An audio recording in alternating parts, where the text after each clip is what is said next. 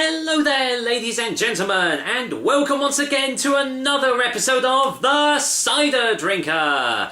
Today we have another canned cider. I've done quite a few of them recently, but it's mainly because I've actually got, well, quite a lot in my fridge to review.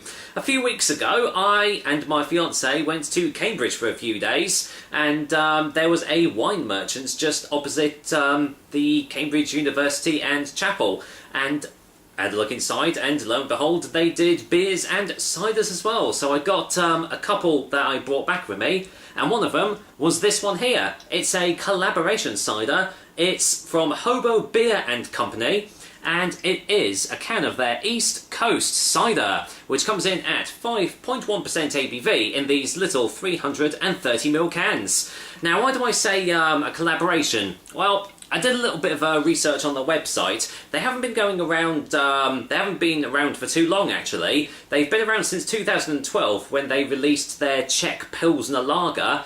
And then 4 years after that, they joined up with Aspall cider makers to create this East Coast cider that I'm going to be having today. And they're I think that's the only two drinks that they supply as well. So let's just see what it says on here. And they've got a little bit of history to do with something like the Great Depression or something like that, and like the whole hobo lifestyle as well. Because on the front here, on the side here, it says hobo, noun, a hard-working, wandering gentleman. And apparently these symbols here are symbols that hobos use for other hobos or travellers as well. Apparently this symbol means dangerous drinking water. So I hope it doesn't mean that this cider is actually dangerous to drink, but we'll see. It also has some slang on the side of the can here that hobos use. Deckham means to ride on top of a passenger train. Scrape the mug means to shave. Bindle stick is a hand-carved walking stick to carry a bindle. And tin roof is a free drink as it's on the house. So yeah, there we go. I'm not entirely sure what their connection is to all this, but, you know, makes for a nice little bit of gumph and, you know, nice minimalistic can design and everything, so yeah, that's pretty good. But is the cider nice inside? Let's find out. I'm gonna guess, with it being there you go, it's kind of hard to get out. With it being an Aspall cider, it's probably gonna be quite golden in colour, because I think most of Aspall ciders have been golden in colour, but, well, let's pour it in the glass and let's find out. Yeah, that was right. There you go. According to this, according to their website, this has got quite a number of different apple varieties in it. I think one of them was actually Bramley cooking apples, but I could be wrong there. But yeah, well, there you go. There's the colour, lightly carbonated, and yep, really lovely, bright yellow, golden sunshine colour in the glass there. Yeah, looks lovely, absolutely lovely in the glass. So, what does it smell like?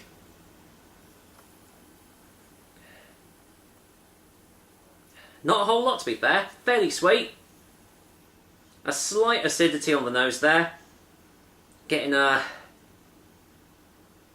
yeah, it's almost like maybe like a grassy undertone to that as well. Something floral, maybe perfumey on the nose there. Yeah, doesn't smell too bad. So, well, let's see what it tastes like. Here's hoping it doesn't just taste of another Aspall cider, but we'll find out, won't we? Cheers, guys. Here's to Hobo Beer and Company and Aspall's East Coast cider. Cheers.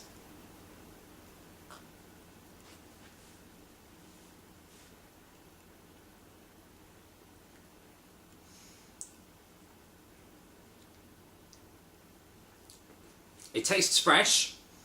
Tastes, I don't normally use the term, it tastes quite clean. But it really does have that distinctive Aspall cider taste behind it. Let's get the second one.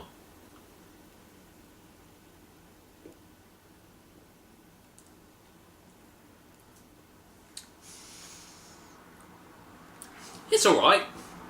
It's okay. There's nothing mind-blowing about this. There's some nice, light, sweet apple flavours in this. A little touch of a floral flavouring behind it as well, but it's all mostly really subdued, and it actually does sort of remind me of their draft cider, but just with like a slightly lighter body behind it.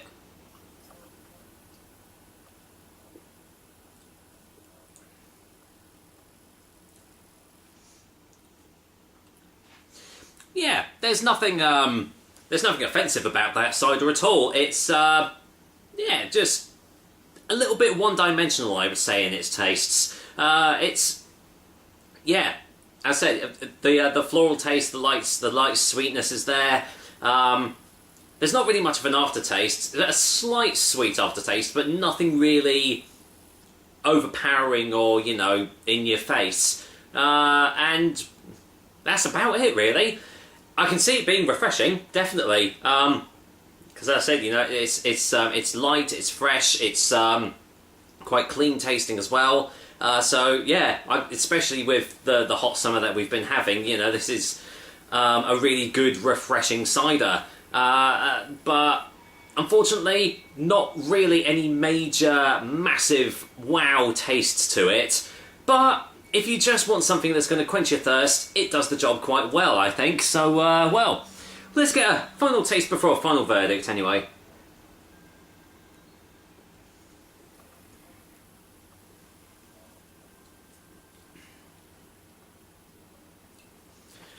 Yeah, I'm not entirely sure what process Hobo Beer and Company had in the making and the production of this cider, because it actually does say on the side of this, East Coast cider produced by Aspall for Hobo Beer and Company.